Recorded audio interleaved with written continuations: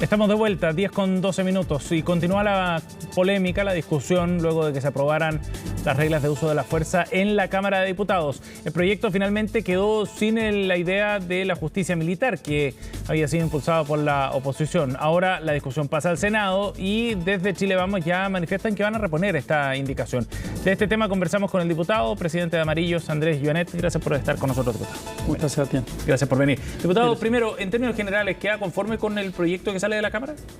O sea, conforme sí, porque yo quiero hacer historia. ¿Por qué surge esto, la regla de uso de la fuerza, la ley de infraestructura crítica y ojalá la Policía Militar de Frontera? En enero del 2023 el gobierno nos pide a la Comisión de Seguridad Ciudadana y al Parlamento legislar rápido para que los militares se fueran al norte por la crisis que había en el norte, en enero del 2023.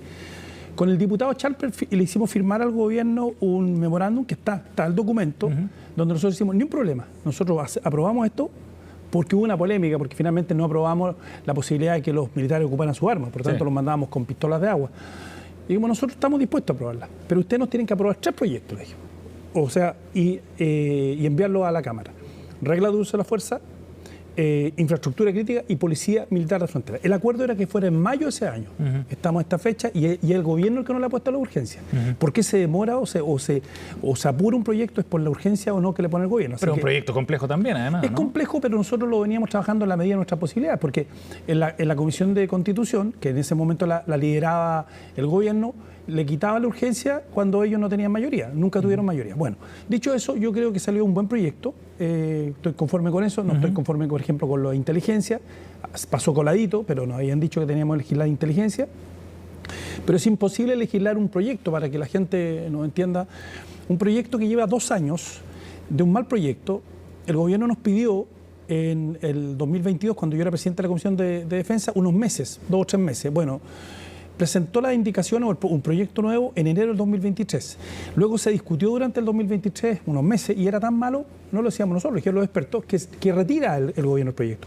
Presenta otro proyecto, pero no presenta el proyecto, presenta 2 artículos con el acuerdo que la próxima semana, esto fue hace como 3 meses atrás, iba a presentar otro proyecto. Eso no ocurrió nunca, por tanto no podíamos discutir un proyecto que no existía. Y presenta recién un proyecto el lunes a las 3:30 de la tarde, cuando íbamos a comenzar ese día la discusión, claro, la semana pasada.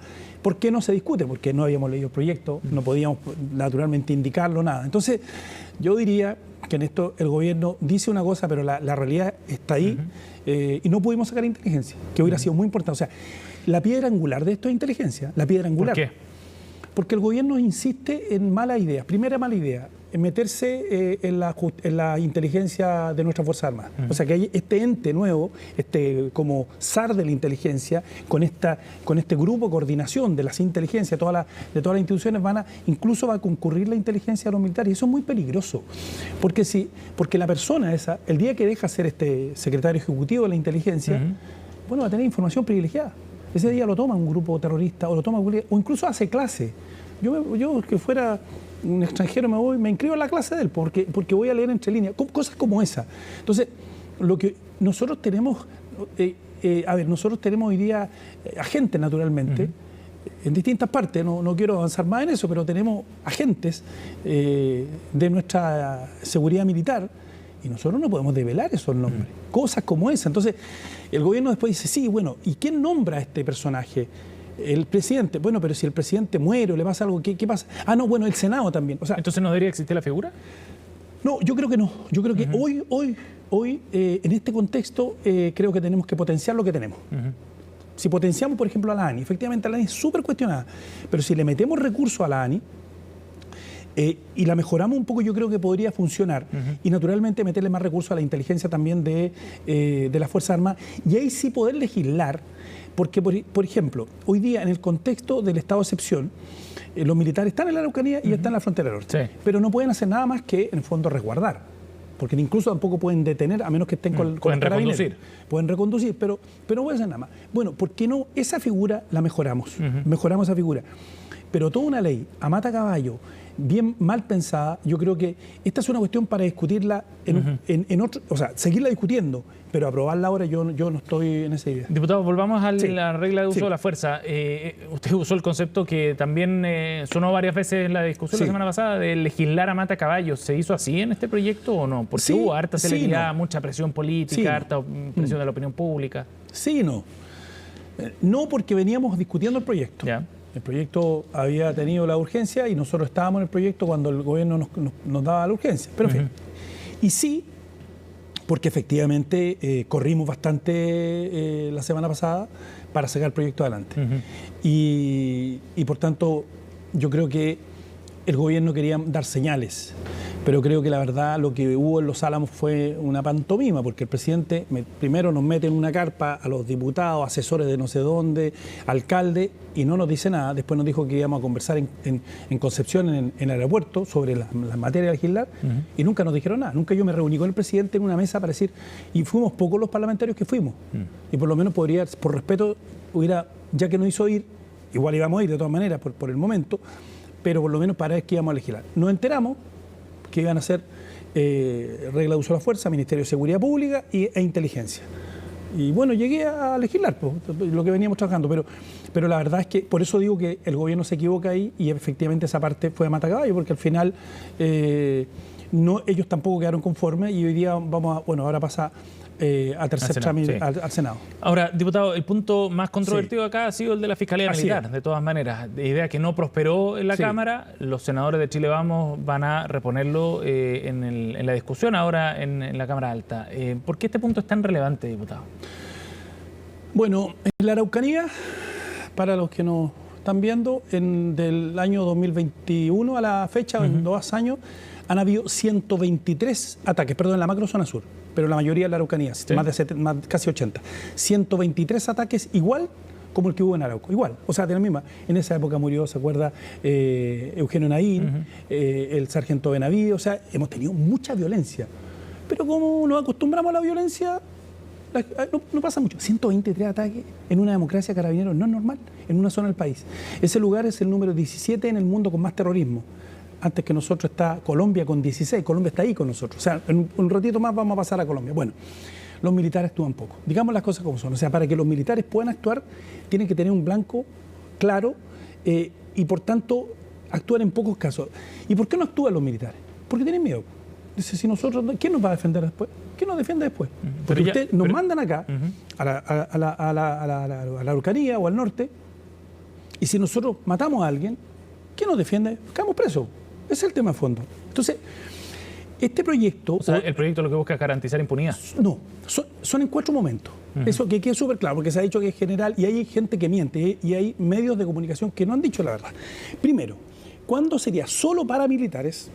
Cuando, por ejemplo, en casos de estado de excepción, en casos de resguardo de frontera, en caso de resguardo de infraestructura crítica y en el caso de las elecciones, porque no se olviden que nosotros mandamos a los militares a resguardar la urna, ¿no? Es súper importante. Imagínense, si los militares no actúan y llévense la urna en un proceso ahora que van a haber elecciones 2 días, imagínense. Entonces, los militares están como el jamón del sándwich, ese es el problema. Entonces, ahora, pero mira, Sebastián, las cosas que se están produciendo.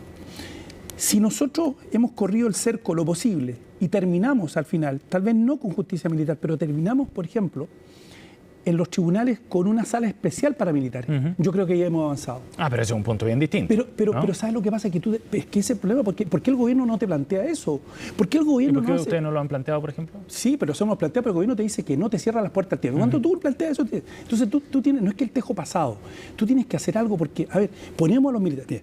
¿Qué dice el alcalde de Maipú? Saquemos a los militares a la calle. Es una demagogia, porque no los podemos sacar. Los militares no tienen capacidad de policía. Tenemos pocos militares, pura demagogia.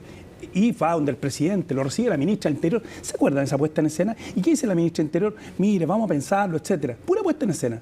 Bueno, ¿y qué pasa en concreto? Los militares siguen ahí como jamón de sándwich. Segundo, estos no son los militares de la derecha, estos no son los militares de la dictadura, estos son los militares de Chile y que han demostrado el último tiempo que ellos no tienen guerra con nadie, ¿te acuerdas?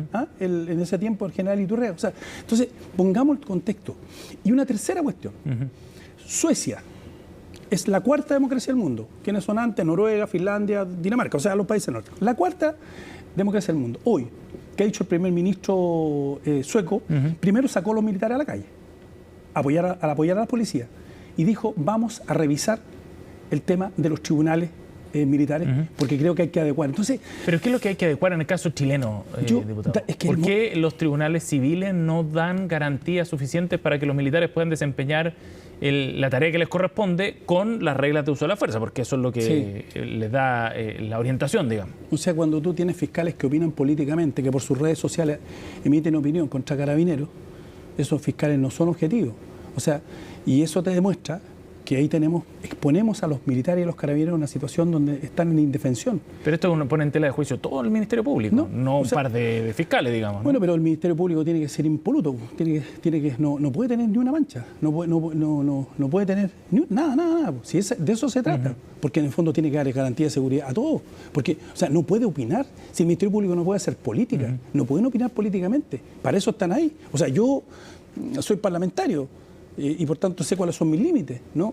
Y el otro poder del Estado también tiene que saber cuáles son sus límites. El problema es que tenemos que darle garantías. Si no sabes lo que va a pasar, Sebastián, los carabineros no se van a meter. Los carabineros, antes de la ley Naín Retamal, bajaron 2 cambios. La ley Naín Retamal nos pidió también, o sea, nos permitió que Carabineros se empezara a atrever. Sí, claro. Ahora, no todos los carabineros que terminan baleando a un delincuente terminan en la cárcel. No, claramente o sea, que no. Eso no ocurre así, pero es que se plantea esa como la tesis que justifica entonces que exista una fiscalía militar, dado que cualquier acto en el que interviene y haciendo uso de su arma de fuego un carabinero o un militar va a terminar en la cárcel, esa tesis pero son casos extraordinarios, son en casos extraordinarios, son en casos de estado de excepción. En un estado de excepción, ¿qué pasa si el día de mañana nosotros decimos a los militares vayan a las poblaciones de Santiago, ¿no? Porque hay un estado de excepción en la región metropolitana como pide el alcalde de Maipú, ¿no es cierto? Y si los militares no tienen ni una garantía, los militares así saben que nosotros vamos a ir ahí, pero con pistola de agua, digamos las cosas como son. Entonces, hoy día tenemos una situación extremadamente grave. O sea, yo creo que si nosotros no hacemos algo, Sebastián, de verdad, de fondo, y creo que el gobierno no lo está haciendo, nosotros vamos a terminar la mexicana, la colombiana, lo hemos conversado muchas veces acá. ¿Qué significa no tomar decisiones por parte del gobierno, no hacer nada por parte del gobierno? ¿Qué significa eso? Significa que yo hubiera esperado un liderazgo del presidente de la República, que en Los Álamos ese día hubiera declarado estado de sitio. ¿Y por qué estado de sitio? Porque tenemos que ir a buscar a los terroristas a sus casas. Hay que terminar con el terrorismo de la Araucanía. No se puede convivir con el terrorismo de la Araucanía. Yo creo que ya no da más el sufrimiento de las personas. La gente ya no transita por los caminos. La región está cada vez más pobre, nadie invierte en la región. Te puedo dar muchos ejemplos en materia económica, cómo estamos de deprimidos en la región, porque ya nadie invierte en una de las regiones más lindas de Chile, no es chauvinismo, si tú sabes lo que significa en materia de turismo, en materia de agricultura.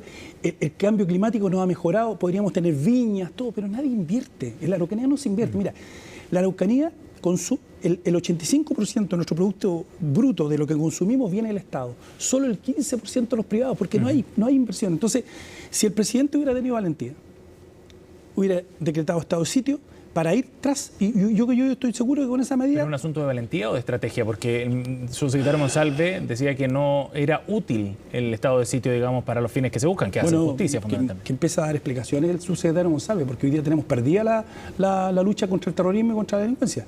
O sea, puro eufemismo. No es útil. Bueno, ¿y qué ha sido útil? Las camionetas que entregó él, cuando yo le dije hace 1 año y medio que esas camionetas no iban a servir porque eran chicas, porque esas camionetas no permiten llevar a 4 personas, que se haga responsable de eso. ¿Y no bajaron los delitos violentos en la región el año pasado? Eso fue fundamentalmente porque el Ministerio Público, la Justicia, la Fiscalía, Roberto Garrido, tiene hoy día detenida a la CAM y tiene hoy día a los líderes de la UAM. En buena hora, ¿no? En buena hora. Pues esa es la reacción. O sea, los militares ayudan, pero lo que más ayuda son medidas de fondo, por ejemplo, con más recursos, donde en definitiva el Estado avance. La inversión en la Araucanía no ha aumentado. El programa Buen Vivir es pura contratación de operadores políticos. Nosotros le dimos los recursos, etcétera, pero se ha convertido en eso. Entonces, hoy día es un desastre. Lo que dice Monsalve al final es un eufemismo, porque no ha parado. O sea, estoy hablando de 123 ataques a carabineros. Lo que pasa es que no aparecen tanto, porque Carabineros se enfrenta, en fin, pero al final, muchos no aparecen en prensa, pero al final la situación es grave. Entonces, lo que dice Monsalve no serviría. Bueno, él siempre justifica una cosa a lo otro. Nunca me olvido cuando partió el gobierno justificaba que no hubiera estado de excepción. Luego de 2 semanas cambió de opinión y van cambiando de opinión permanentemente. Era importante darle una señal al país, era importante darle una señal a la región y era importante ir tras el terrorismo. Hoy día hay terrorismo en la Araucanía y nos quedamos impávidos mirando cómo avanzan estos grupos. Diputado, ahora, si uno tiene la mirada más global de todos los proyectos que se están tramitando en el Congreso, el Senado ya despachó el proyecto de ley antiterrorista de la reforma, la regla de uso de la fuerza, estamos hablando del Ministerio de Seguridad, el proyecto de inteligencia, en fin. Con toda esa batería de proyectos, digamos, ¿usted siente que va a haber un cambio, que se va a generar una orientación distinta a la forma de enfrentar el tema acá en Chile? No. Tenemos un problema, yo lo he señalado desde un primer día.